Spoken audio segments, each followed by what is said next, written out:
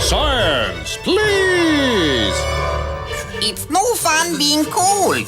Unless you're a roast beef. In that case, you belong in the refrigerator. A fridge produces cold because a compressor, a motorized pump, circulates a cooling liquid, a refrigerant, through a bunch of pipes. When it comes into the fridge, the refrigerant is a liquid, but it quickly transforms into a gas by absorbing the heat that's in the fridge.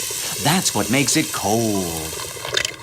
Then, the gas is sucked out by the compressor and pumped to the outside of the fridge, where it releases its heat and becomes a liquid again. And the cycle continues. Without a fridge to keep leftovers in, we'd have to clean our plates at every meal or dispose of the food in secret. The fridge keeps everything we put in it nice and fresh. Ooh. Super cool.